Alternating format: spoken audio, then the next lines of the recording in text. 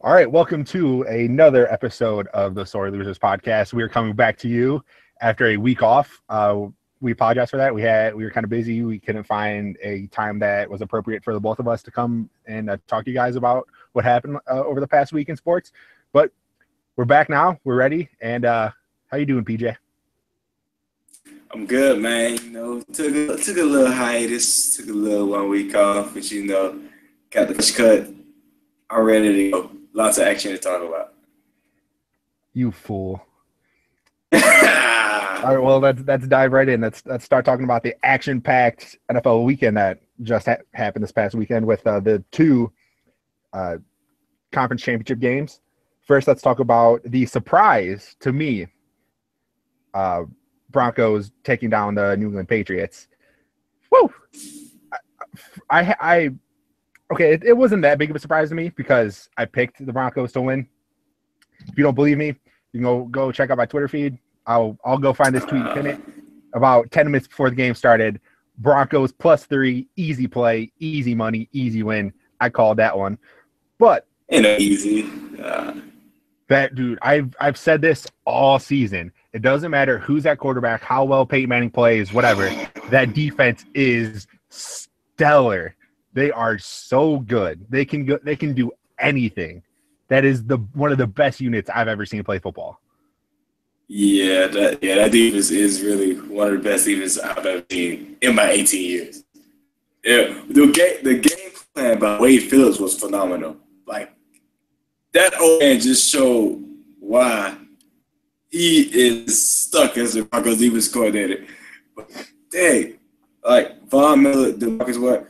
Well, first of all, Patriots O-line, which it's been talked about all year, but it wasn't highlighted. And they really showed the true colors of how depleted they were and how the Broncos pass rush just took advantage. Like they had 3-man rush and they were getting Brady in 2 seconds. I mean, that's taking a little credit away from the awesome pass rush that the Broncos have, but I understand what you're saying. Yeah, not taking credit away. Like the defense is fantastic. It's just the Patriots O-line has been a problem all year, and they've been able to put some makeup on it. But it rained, baby. It rained on that makeup. Yeah, I was surprised at how well that defense was able to contain that healthy, besides the offensive line, healthy Patriots offense. They're dangerous when they're at full strength, but Brady just couldn't do anything. He was under pressure the whole game. The Broncos came with a record low amount of percentage of blitzes. I think it was around 17% of plays they blitzed, and they were still getting home. They were in his face 30 times. It's ridiculous. Yeah, they barely blitzed that whole game, and the way they were to contain the short pass game, the Patriots was the real key because the Patriots couldn't run the ball. Brady had the most rushing yards at 13, and that is playoff football.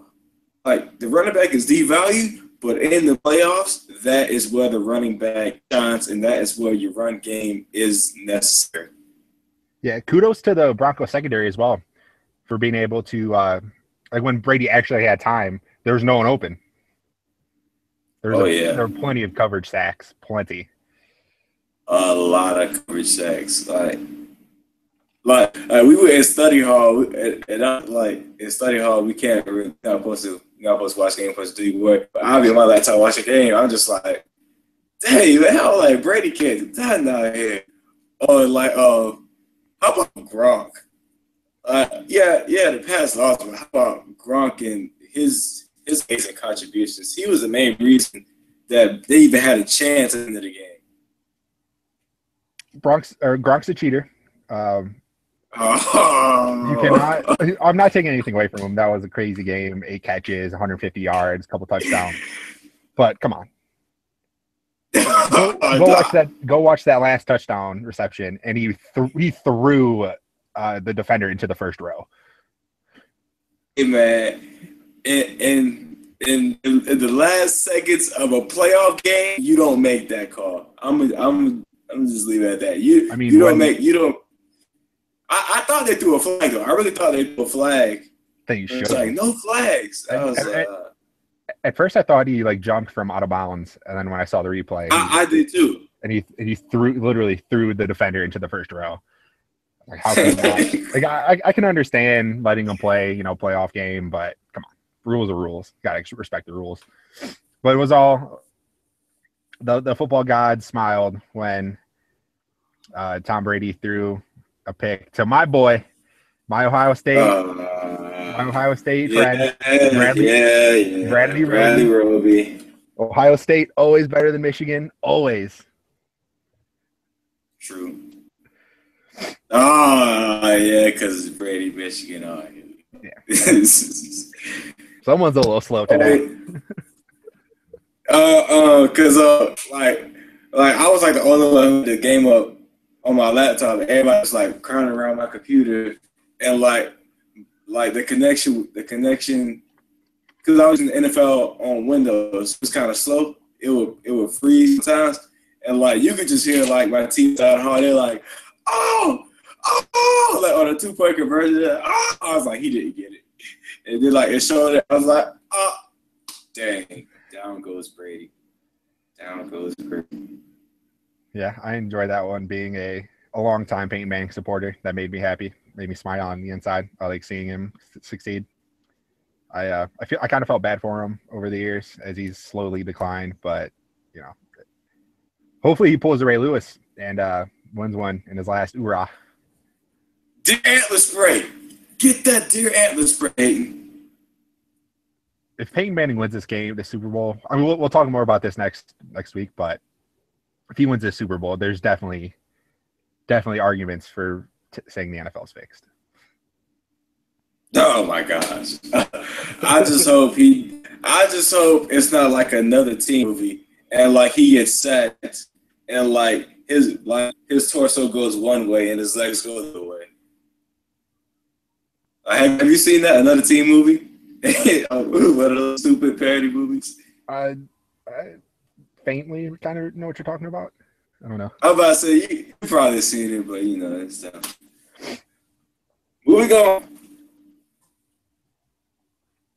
Yeah, the Panthers Cardinals game was very shocking to me. I thought the Cardinals were going to be way better, but kind of given the fact that Carson Palmer was playing with a broken finger on his throwing hand, I can understand why he played so poorly.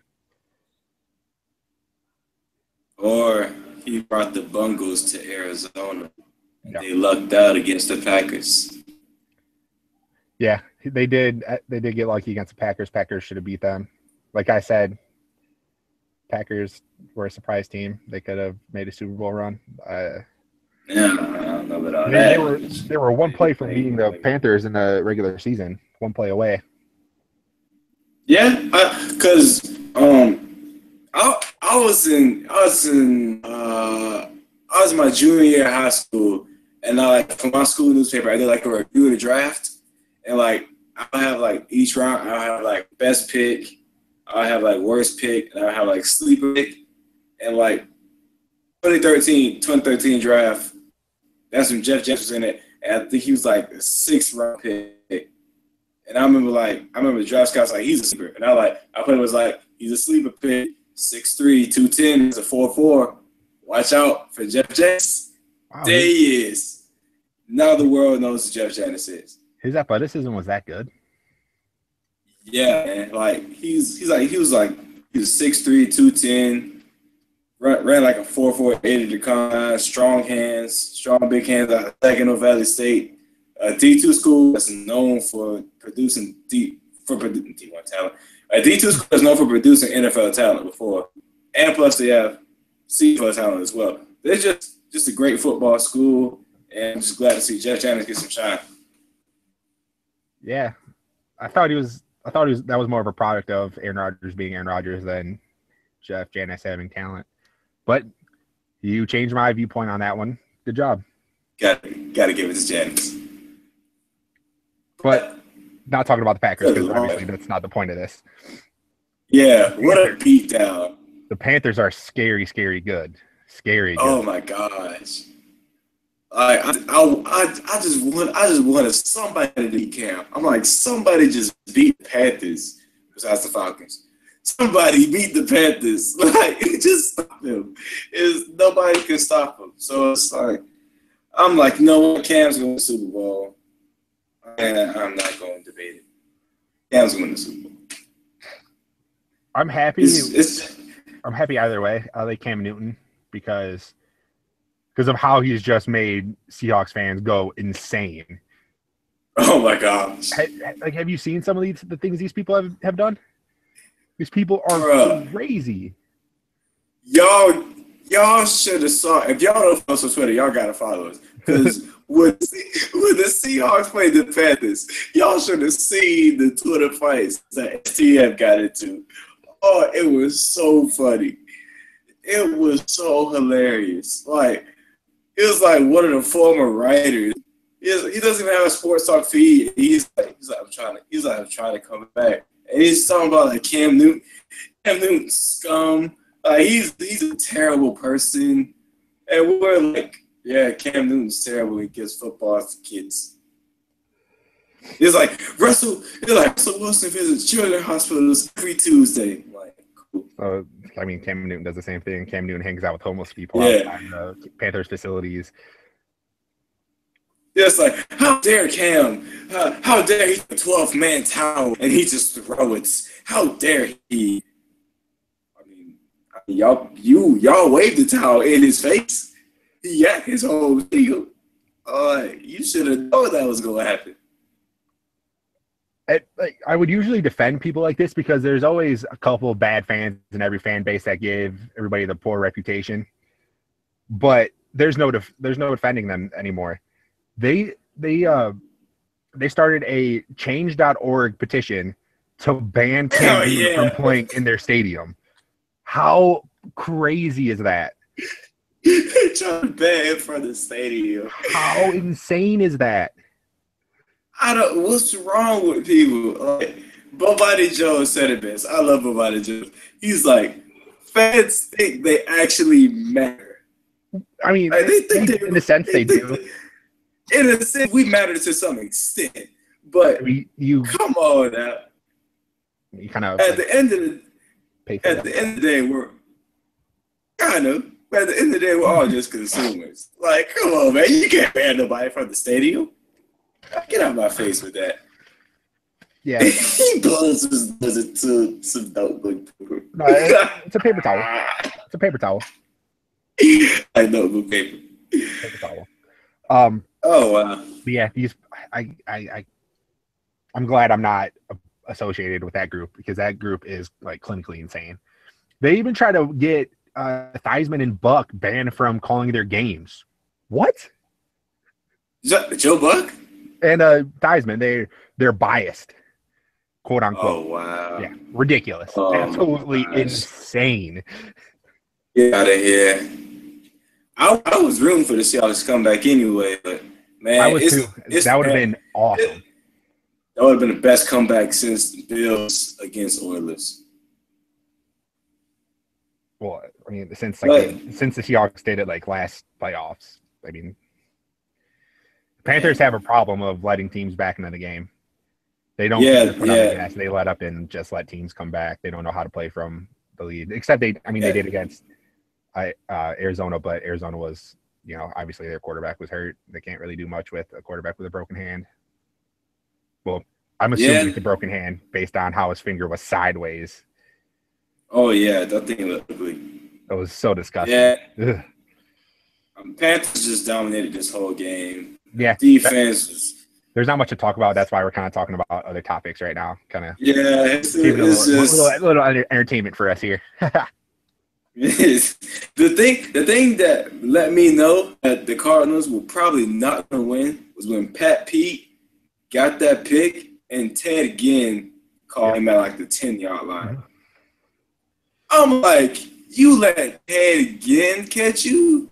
And I saw the blockers. Like, I saw some good blocks. But I'm like, I saw Justin Bethel. I'm like, bruh, you didn't think to block the fastest person on the team? He ran right past you. It's like, man, y'all want to win. Y'all want to win. Yeah, if I remember correctly, it was 17-0.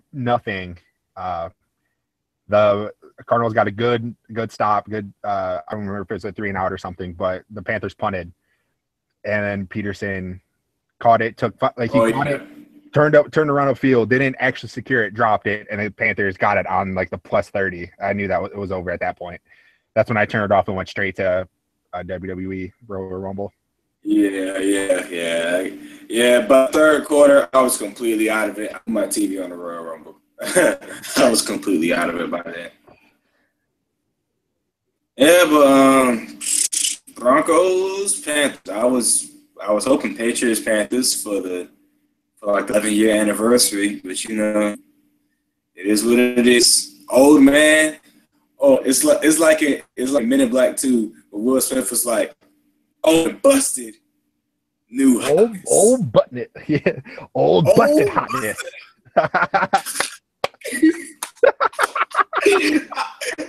I watched that movie last week, bro. I love Men in Black. I love that movie. Men in Black 2 and Too Fast, Too Furious are two movies that are so bad that they're awesome. Men in Black 2 is not bad. Get out of here. It gets a bad reputation. We'll say that. For what? What's it get a bad rap for? Because I've not heard anything negative. It's kind of weird. A lot of people hated it. I don't. I love every second of it. But yeah, I love it. It's probably the worst one of the trilogy, and everyone says that Too Fast, Too Furious is the worst one of the Fast and Furious, whatever, the 20 movies they're going to make of that. So, good Lord. Fast and Furious needs to stop. Like, Paul Walker's gone. You officially need to shut down production for that franchise. Right, it was Fast 7, The Last Ride. Nah, I mean, we make gazillions of dollars making these movies, so we're just gonna make more. So, I was thinking about this earlier, and I had an idea to finally play in with our show title name, and I was going to have the sore losers of the week being the Seattle fans. I totally dropped the ball on that. God, I'm so angry at myself right now. Oh, that would have been great. That would have been perfect, but I dropped the ball. Oh, you Pat Peters, you. I know. All right, let's move on to the next topic. Are you interested in the Pro Bowl at all this weekend? If I don't have anything going on Sunday, I might take a glimpse at it. But I'll probably have something going on. So I'll have it. I'll probably glimpse at it every now and then. But read books. Read books. Don't watch the Pro Bowl. Read books. Get smarter. Oh, what time does it start? Like 7, I think, 7 or 8. Yeah, I'll be out of study hall by then. If I don't have homework done by the time the Pro Bowl's on, I'll probably be doing homework. And if I do have homework done, I'll be playing Xbox. Smart man. That's going to be the word. I haven't watched the Pro Bowl, and I can't even remember how long. And it's so boring every year. It's so watered down. It's not worth it. It's Odell last year. Yeah. They had him out there kicking 50-yard field goals. I was like, good Lord, what is there anything this man can't do? Yeah, if something cool enough happens, I'll see it on Twitter, so it'll go viral. Yeah, it's not worth my time to waste 3 to 4 hours watching a game of patty cake. If the top players always played, like if guys like Aaron Rodgers, Ben Roethlisberger, Tom Brady didn't just bow out every Pro Bowl, maybe I'd watch it. But these guys don't care. Why should I care? I mean, I was listening to Nate Burleson. He was like, somebody asked him, like, do players need to go to the Pro Bowl? And he's like, yes, everybody needs to go to the Pro Bowl. But it seems like the prestige behind the Pro Bowl is kind of going down because, like, so many people getting invited, then people drop out, so they're bringing alternates. And it's just like people that really didn't deserve to go to the Pro Bowl, they got dragged in because people dropped out or they got hurt, they just don't want to play or whatever. It's like it kind of lost its prestige of getting back to the Pro Bowl. If I remember correctly, the Pro Bowl quarterbacks this year are Teddy Two Gloves, Teddy Bridgewater, Jameis Winston, Tyrod Taylor, Eli Manning, Derek Carr, and there's one more I can't remember off the top of my head. But think about that. Do you want to see any of those guys play quarterback? Hey, Eddie, Jameis, Tyrod, that's 3 black quarterbacks. Hey, look at that there. That's got to be a record. That's got to be a record. Yes, that has got to be a record. Most black quarterbacks at Pro Bowl. It's got to be a record. There's usually like not 3 in the league, let alone the Pro Bowl. Yeah, like 3 starting successful black quarterbacks. Like, well, wow. Russell Wilson and Cam Newton also got selected. Russell Wilson. Oh yeah, Russell Wilson. Is he that's playing? 4. Is he playing? Yes. I thought he dropped out. Okay, so that's the last guy. All right, cool. Well, he's number 1 pick for Team Irving, so that's 4. That's definitely a record. Definitely a record. Yeah, the number 1 like running back was like Chris Ivory. You expect me to watch this game? Come on. Like I saw that on Twitter. Like Chris Ivory was trending for like the first time ever, probably, and it was like Chris Ivory got invited to the Pro Bowl. I was like, why is Chris Ivory in the Pro Bowl? Like he's a good running back, but Pro Bowl really? I don't know about that. There's nobody I really want to watch, and as much as I'll probably end up watching the game because football's almost over. I got to cherish it while it's still here. Yeah, but I'm not going to be completely paying attention to it. I'll have other stuff going on. I'll kind of be just background noise while I try to do some homework or something like that. Yeah, basically. Okay, so now the event that we both skipped most of the NFC Championship game for, the 2016 WWE Royal Rumble. For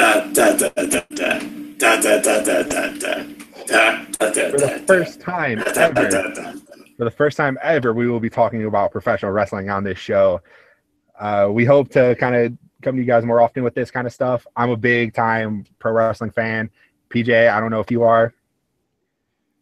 I was into it as a young lad in middle school, but grew up let go of it. But now I'm getting back into the STF, and basketball season's a dud right now. So yeah, I'm gonna start watching it again. Awesome, yeah. All right, so the first match of the night was an awesome match. The last man standing match between Dean Ambrose and Kevin Owens for the Intercontinental Championship. How much of it? I know you were kind of watching the football game before you jumped on. How much of this match did you catch? Yeah, took the game off at about like going into the 4th.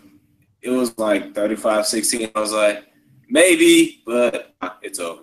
So I caught the match like the half, probably like the last 5 minutes. I want to say, like pretty much they were both tired out of their minds, and it looked like Owens was about to win it. But then Ambrose just like Owens goes to the top rope, and Ambrose just like sit down onto the tables. It's just like it's over. I'm like, ooh.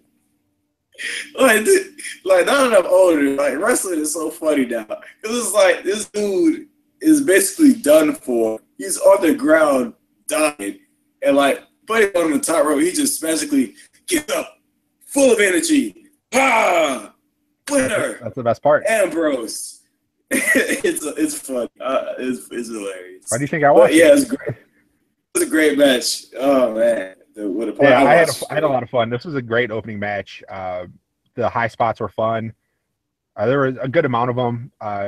Selling was really good. It was very believable that they were both almost out most of the time, and the ending spot where Dean Ambrose pushed Kevin Owens off the top rope into 2 tables. That was phenomenal.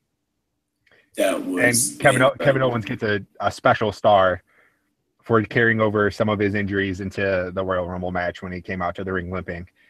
Oh yeah, I love when guys sell their injuries. That's the best thing. Like that's so good. That's so smart. I wish more people did it. That was so funny. I was like, look at Kevin Owens and just like, Like, this man taking 10 minutes to get to the ring. I'm like, somebody just go back with this dude. This is ridiculous. That's no. But I'm mad because he came in to take out my boy AJ. So I'm mad. We'll get to that in a little. We'll get to that a little down the road. I know. We're gonna get to it, all right. The second match of the night was a good tag team match between probably my favorite act in the company right now, the New Day and the Usos for the tag team champions. The New Day defended their championships and retained with a pretty good. It was a pretty solid match. I don't like the Usos. The Usos are super, super boring. There's really nothing that separates them from any other like generic Samoan that is usually on WWE programming. The New Day is so much fun, dancing. Francesca too. Their promos are great. Xavier Woods is so much fun listening to him talk on the mic. Big E is awesome. His dances are so funny. He's great in the ring. Kofi is another guy that's great in the ring. They're all just so entertaining. And the final spot where Big E caught one of the Usos, they're twins, so I can't tell the difference. There's Jimmy and Jay. I don't know who's who. No one knows really. Oh yeah. The one Uso brother jumped off the top rope and Big E caught him on his shoulder and then did his finish. Oh yeah, that was incredible. It was like, I like how WWE announcers are just like, oh my gosh, look at the brute strength of Big E. He just catches him off the top rope. I'm like, yeah. Like, look at dude. Like, he used to play D-line for Iowa. Yep. They showed him like I saw like one play him hit the quarterback. He just like completely shattered him. Right through an incomplete pass. Like, think if he would have kept playing football, even though, what is he, like 6 feet, 6'1", 5'10". I mean, he's not ideal size, but he's low sixes, like 6'6", 6'1", something like that. Yeah, he's relatively short, but he's huge. But if he would have kept, he didn't play football that long. I think he played like He played his first 2 years and was hurt, and then quit, and then he got into powerlifting, and then that led him to WWE because those two go hand in hand. That's how a lot of people come to WWE because of powerlifting. It go like usually not like in today's world. It's usually you're a football player, then you like being a giant dude, so then you become a powerlifter, and then you obviously have nothing else to do, so you become a professional wrestler because you can only powerlift for so long. Yep, that's how it goes. The next match was Kalisto versus Alberto Del Rio. I wish I could roll my R's. This one was ooh, nice. This one was for the United States champion, which is kind of ironic having two Mexicans battle for the United States championship. It's a lot of fun.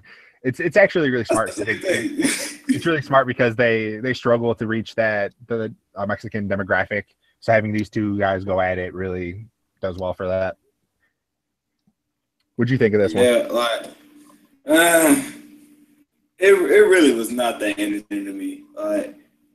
I don't know what I was doing, but my focus was just like not on that match. I can understand that. I was in and out. There was a lot of botches too. There's a couple crucial botches, but the Kalisto high spots were good high spots. Yeah, they were. Like, I heard him say Kalisto. I showed that as Rey Mysterio. Like, without looking, I was like, oh, Rey Mysterio, nice. Well, I was like, no, it's Kalisto. I'm like, it's essentially Rey Mysterio Jr. I was like, no, man. No, like his name was Rey Mysterio Jr. That's the thing. Like, I look at Rey Mysterio Jr. and be the same person. I was like, man. And it's like Rey Mysterio is like straight lucha league now. Yeah. No more POD 619. I love POD. Yeah, Rey Mysterio was fun. He was good with all the kids, so that was good marketing. Oh yeah, kids love him. But yeah, Go ahead. I'm guessing Kalisto was an underdog. Yeah, because I don't really know. he's like 5'7". Yeah, he's a small guy, and Del Rio is like the big wannabe bully, and he's not really. But Kalisto won regardless. So That was a good finish. I was really happy with how that ended when he got bounced off the turnbuckle into the Selena Del Sol. That was really cool. Oh yeah, that was nice. I like Kalisto, and I like Del Rio. A lot of people think Del Rio is super boring, but for some reason I like him. I don't know what it is, but I like him. Del Rio was all right at first. He just never really caught my eye like that. That's fair. That's the boring part. Yeah. Sure. What'd you think of the Divas match between Becky Lynch and Charlotte for the Divas Championship? Okay, that match was actually fun to watch. Like that's the thing with Divas. It's like women wrestling in general. It's pretty women, pretty strong women, in little skimpy outfits wrestling. I don't mean to sound a perv, but yeah, I don't mean to sound sexist. Like don't sue me. I'm just stating the obvious. But yeah, like Divas fights. I mean, Divas fights are always full of energy, but like it was a good match, and I was rooting for Becky because they had like this big old like 5-minute intro into the match. So I was like, "Come on, Becky, Ric Flair and them did you wrong," but she couldn't win. See, that means you're a sucker. When you just root for the baby face, that means you're a sucker. You're playing right into their hand. No, I like her hair. Like, even though it's fake, even though it's really fake. That's real. That's real hair. Like it. Really? Yeah. No way it's natural, but you know. Well, obviously, but yeah, it's real hair. Yeah, but that hair is beautiful. I love everything about Becky Lynch. Big time Becky Lynch guy. Yeah. The last kicker. It's like Ric Flair throws his jacket on her, and she's, "Hey, yo!" I'm like, "Bruh, this is so steak. Like, who's gonna do that?" Not only did he throw his jacket, he made out with her. What? What was this? You missed that? I missed that. Charlotte and Becky were fighting outside the ring, and Becky was beating up Charlotte, and Ric Flair like walked up behind her, like swung her around, and just started to kiss her. Yeah. Ric Flair's a dirty old man. I love Ric Flair. I love Ric Flair, but not that part of Ric Flair. It's like Hulk Hogan. It's essential Ric Flair. That's who Ric Flair is. Ric Flair is a womanizer. Ric Flair is a devious bastard. Ric Flair is a dirty old man. He's the dirtiest player in the game. That's Ric Flair. Oh, love it. Love every second of it. So you love Dirty Grandpa. It's creepy. You love Dirty Grandpa. No. Yeah. No. Ric Flair is not a dirty grandpa. Ric Flair is a womanizer who developed into a dirty grandpa. Big difference. Big difference. It's not it's not the dude that gets to be 70 years old and just goes crazy. Ric Flair was always crazy. Yeah, true. But no, like the best Ric Flair video is with him. Is when Sergio Brown of the Colts, when he did the Ric Flair routine. They like switched to the original Ric Flair video and Sergio Brown doing. That's like the hypest thing ever. You're talking to the Rolex Square. Woo! No idea what you're talking about. You got to watch that video. I'm gonna find it down to you. All right, cool. But yeah, fun match. Who was the old girl that came out at the end? Oh, Sasha Banks. Yeah, like when she came out and she was like, "Oh," I was like, "Okay, you dapping up your home girl." I'm like, all right, that's cool. But then, like, you starting to show your home girl. I'm like, all right, time for the Divas to go. It's time for the Divas to go. That's when I was done. Since you're kind of getting right back into it now, I'll give you a little bit of background. The three of those girls, Becky Lynch, Charlotte, and Sasha Banks, all debuted on the main roster together. They came from the developmental system, NXT, where they consistently just put on phenomenal Divas matches. They revolutionized women's wrestling, hence the revolution when they debuted. But yeah, that's what it looked like in the intro. Like they were all good friends and everything. That whole Divas Revolution storyline fell flat on its face. It was poorly booked. it ended up not being like believable. It's like they put everybody in like tag teams. So there was a tag team of Naomi, Sasha Banks, and Tamina, Team Bad. Paige, who's a prolific diva who's been there for a couple of years. Charlotte and Becky Lynch, and then Team Bella, which were the Bella Twins and Alicia Fox. And they, for a good couple months, they just had tag team matches against each other. And they just had random nonsensical championship matches. It was completely thrown together. They tried to make it all cool. They just threw it together. It was terrible. But now they kind of, over the past few months, past few weeks, they've kind of broken away from that storyline and kind of just putting everybody on their own path, which is good because that's what they need to get over and be successful on their own. But yeah, Sasha has potential to probably be the best out of the whole group. She's probably the best worker and one of the best kind of entertainers. Like her personality is great. Sasha's fine too. Mm-hmm. Yeah, Sasha fine. But yeah, at the end of it, I'm like, you going out choking? I'm like, all right, Diva, it's time to go. It's time for the big man. It's time for the main event. Yep. Well, we all paid our money for. Well, what I paid my money for, since you kind of mooch off me. But anyway, we'll get it. Well, that's not important. I don't care. No, you too. The wonderful, always fun, always a good time Royal Rumble match. A couple of highlights from the match. Obviously, it was for the WWE World Heavyweight Championship, which is kind of necessary, kind of not. I don't really know. Yeah, it's usually not for the championship. It's usually like the number one contender spot. Yeah. For the WWE championship. That's what threw me for a loop. Yeah. The whole story behind that is Roman Reigns beat the crap out of Triple H, who was like an authority figure.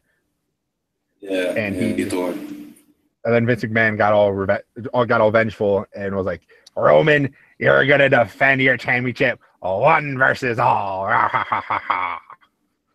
Yeah, that's cold, man. Like Roman Reigns was the first one out there. I'm like, bro, you don't do. Vince McMahon is doing everything in his power to get Roman Reigns over, to get everybody to like him, and every single thing he does fails. This was a good opportunity for him to get over, let everybody feel sympathetic for him. He's in there the whole time, kind of gets beat up, kind of not, kind of, has his moments. Yeah, until he got pulled out. Yes, they completely dropped the ball by letting him get carried out and go rest for 20 minutes to a half hour. Go, drink some water, eat some food, go chill. That was the worst possible thing they could have done in that situation. Yeah. Yeah, I feel that's what they're doing. Like, they pummel him. Then, like, when he, like, up to the back, he's like, do you want stretcher, sir? He's like, no, I got it. I'm like, nah, man, he's fine. Then, I'm like, Roman Reigns, he's barely walking. And then, like, towards the end, he just, Superman, he just comes out. All fine, all better. Just, I'm back. So, remember back when I gave Kevin Owens a star for selling his injuries? Come on, Roman. Yeah. Come on. Yeah, Roman, you should have did it better than that. You get negative stars for that. You came out totally fine. That, there's no way I was convinced that you just got carried off the field basically like 10 minutes ago, like 20 minutes ago, however long it was. Yeah. No, I don't know the specific times, but it was a noticeable amount of time. Yeah. What'd you think of the finish? What do you think about Triple H winning? I mean, I've seen everybody on Twitter like, okay, it's probably gonna be Triple H on the 30. It's probably gonna be Triple H on 30. I was like, yeah, it probably is. And boom, who's number 30? And then that was like, oh my gosh, it's Triple H. I'm like, bro, y'all knew this was gonna happen. Don't act like that. I mean, everybody have to. I predicted Triple H to win, and I was excited when he came out. A lot of people did. That's the thing. Like everybody knew Triple H was gonna win. That's where I have to lower my rating for this a little bit, just because the end was pretty predictable. It's like, it was predictable, but it wasn't at the same time. Because there were still options that they could have done. Like compared to the past 2 Royal Rumbles, we both like the past 2 years, everyone knew who was going to win, and then that's why they were booed when they actually won. In 2014, it was Batista. They completely ruined that because his return got spoiled. So they just debuted him on Raw a week earlier than he was supposed to come back at the Royal Rumble, be a surprise entrant, and win. But the internet spoiled it. So he had so they debuted him a week before the Royal Rumble on Raw. And then as soon as he came out, everyone knew he was going to win. And then last year, everyone knew Roman Reigns was going to win. And he got booed out of the building. They had Rock there. They had The Rock, who's one of the most over superstars ever in WWE history there, to save Roman Reigns from getting booed. And he still got booed. But yeah, like when The Rock come out, you desperate. Did you know that they're cousins? Because they're cousins. I don't know if you knew that, but The Rock and Roman Reigns are cousins. What?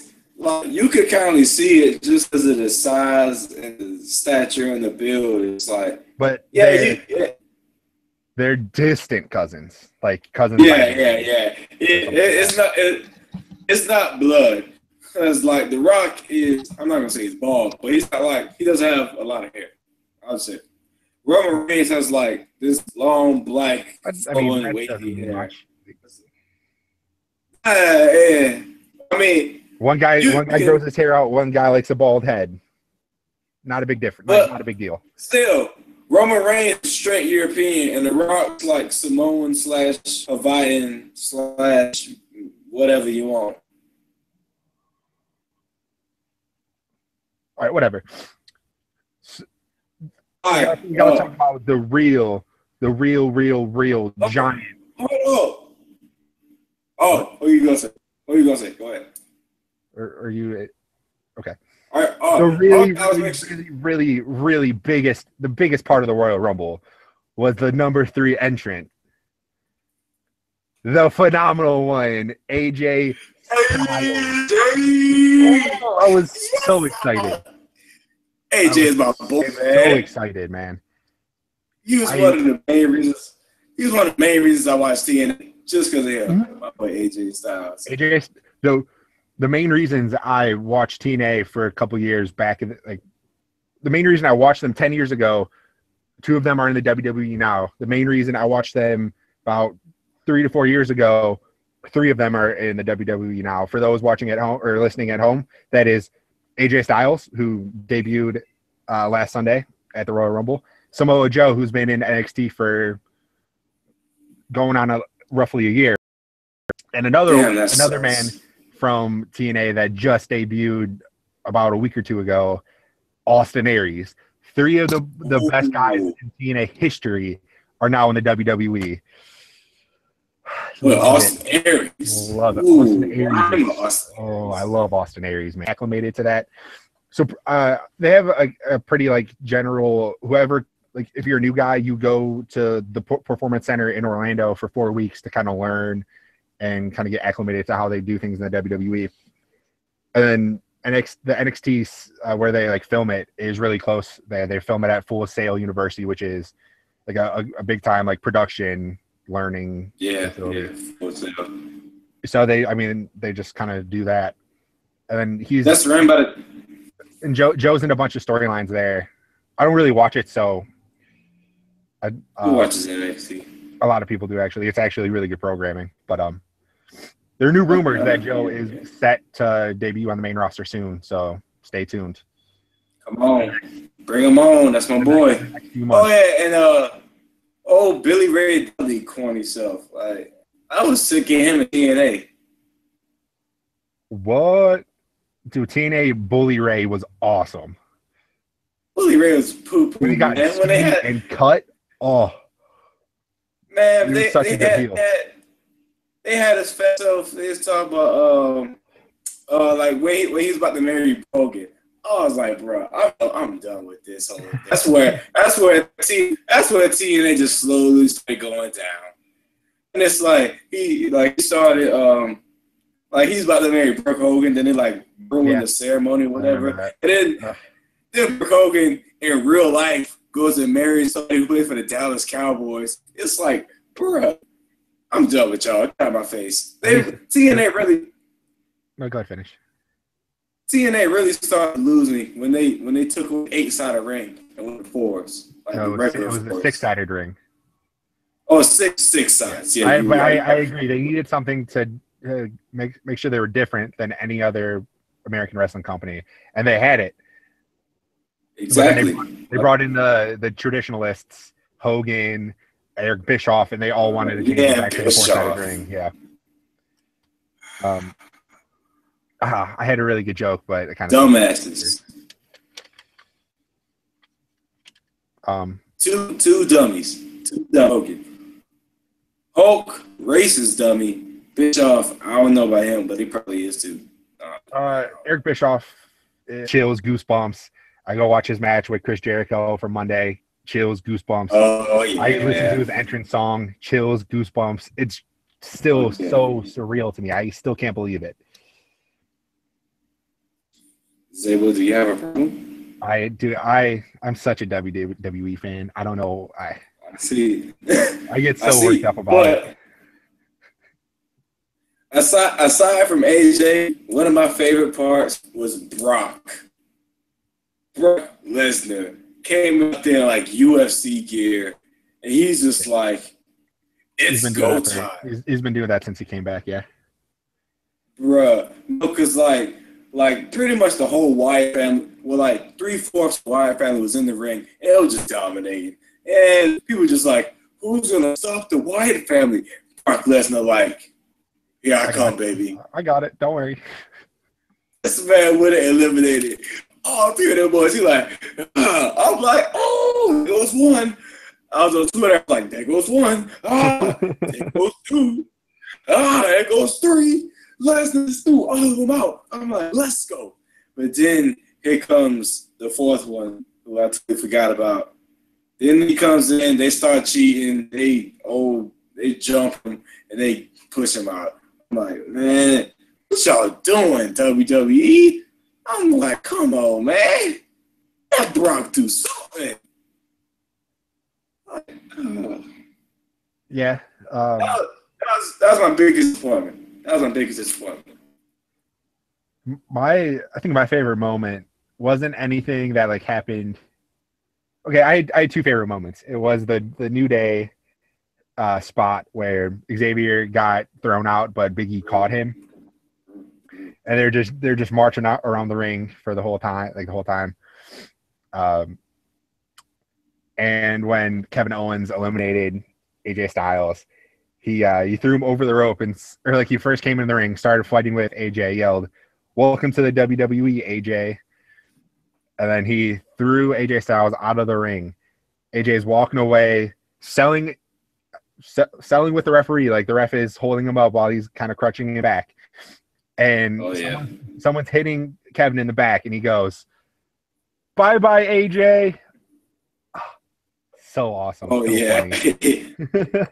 Oh, yeah. That's a thing. I'm still mad he took my boy AJ out. Yeah. That's actually really good because they're going to probably have a feud at some point, and it's going to be awesome. Oh, Kevin knows. Any final words on the Royal Rumble? Great pay-per-view.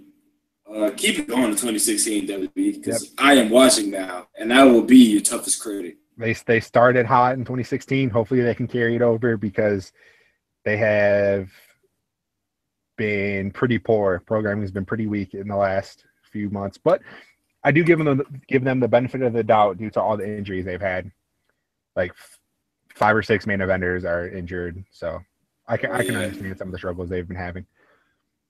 Oh yeah, somebody on Twitter was like, Daniel Bryan at number 30. I was like, that would be hot. That would be fun, but that's not gonna happen. Yes, the yes train is done. He had to come in 29 or earlier because there's no way that 30 wasn't going to be Triple H. There's no way. Yeah, no way. All right, on some real fighting. Some real fighting. All right. This weekend on Saturday, we have another UFC fight night. I don't know the number. I don't care about the number. I just want to watch. 18. UFC on Fox 18, people. Since The Zabo number knows doesn't matter. The only numbers that matter are pay-per-view numbers. I just want to see dudes whoop each other's asses, and that's what we're gonna get. We're gonna get some slugfests with the two biggest matches of the night, in my opinion. With I don't know if they're co-main events or whatever, but we got Josh Barnett versus Ben Rothwell, right? It's Ben. I think it's Ben. Who do you think's gonna win? Yeah, Ben Rothwell. Yeah, man. Barnett's that's all I'm saying. What's that? Barnett's Monster. I don't know much about people who's gonna talk, but I just know Barnett is good. And Rothwell not. But I tend to agree with you with Barnett, but the big thing with him is that he's like a fossil.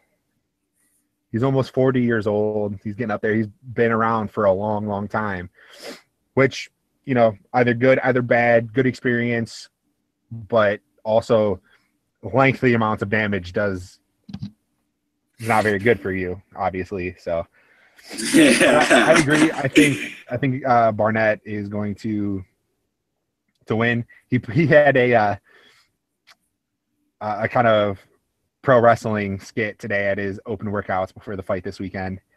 That was really entertaining. No. I'll probably attach this. I'll attach the video to this post, and if not, you can go find it on BleacherReport.com.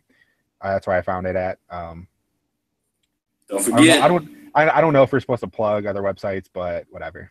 As long as we plug our own stuff, right? Hey, Bleacher Report has enough money of their own. We trying to get some money. STF. Turn up. SportsTalkFeed.com, people. Yeah, so you're picking Barnett as well? Yep. Give me Barnett for 200, Alex. You fool.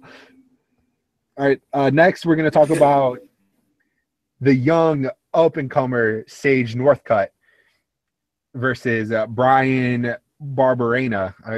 Barberena, whatever. Same. You know what I'm talking about. Who do you like and why?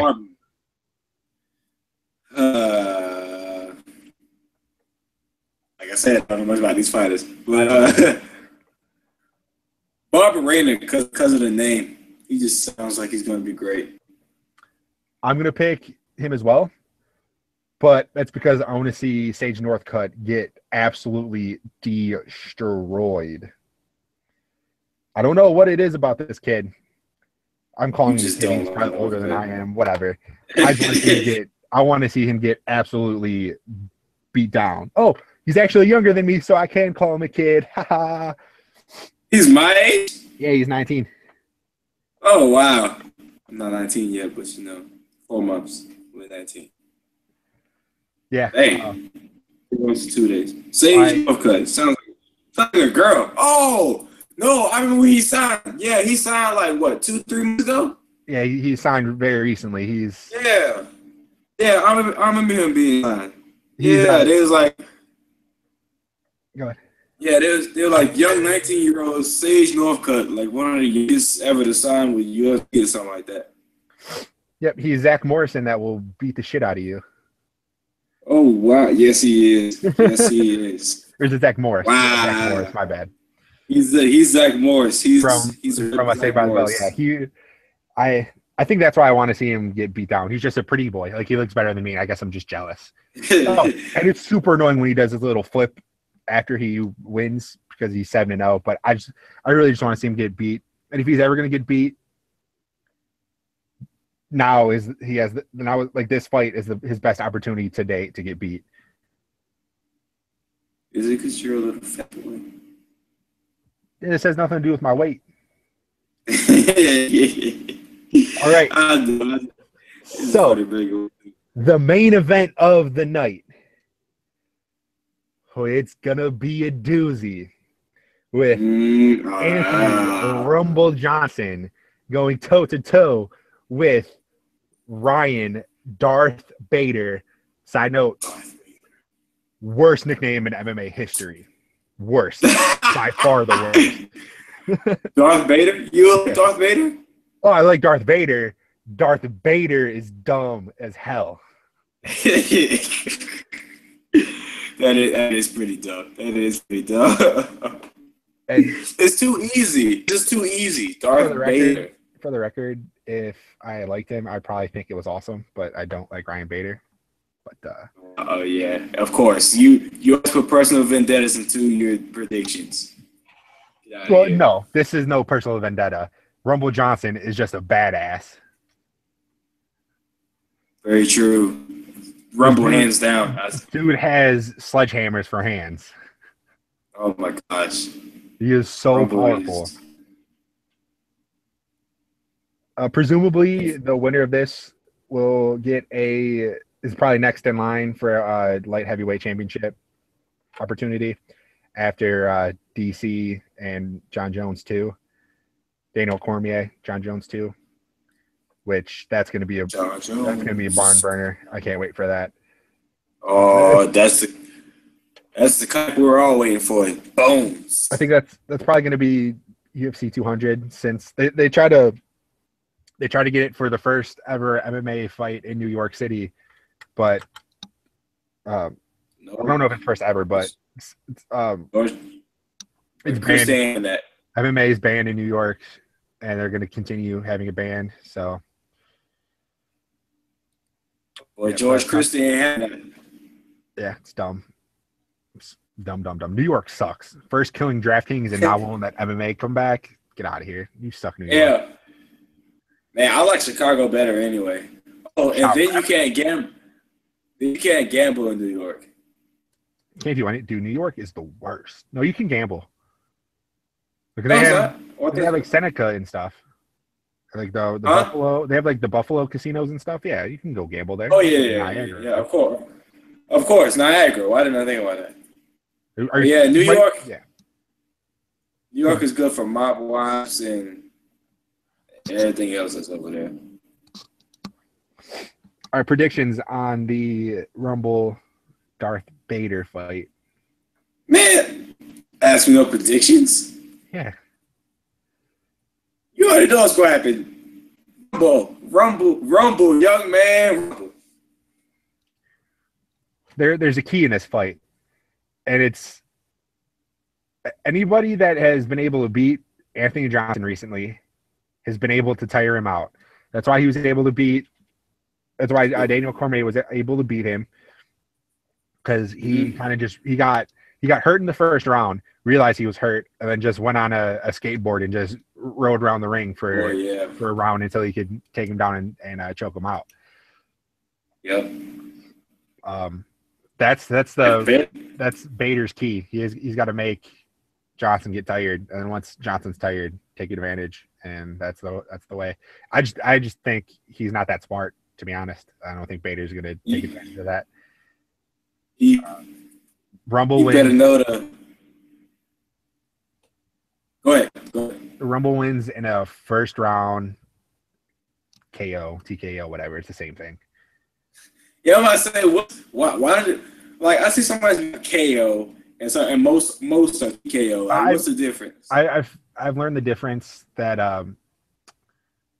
like KO is a clean knockout, like where you uppercut and he just goes right to sleep, and a TKO is when like ground and pound and you're just ground and pound, right? That's the difference between a regular submission and a technical submission. A submission is when he just taps out, and a technical submission is where like he breaks his arm or gets choked out. Ooh, yeah, sure enough. Yeah, but Bader just better.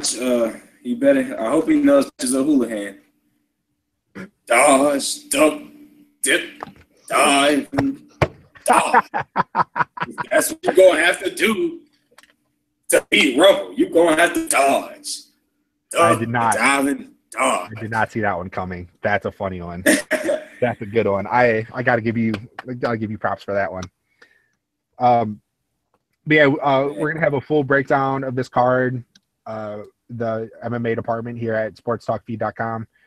It'll probably be published tomorrow if STF. if PJ can get his work done. It will be published soon, so stay tuned for that. You can check us out on Twitter. Me at JMZabo, JMSZABO. PJ. G56, VONG116. Why? So I say 56. VONG116. Hit me up on Twitter, the Mizark. Follow our site page at Sports Talk Feed.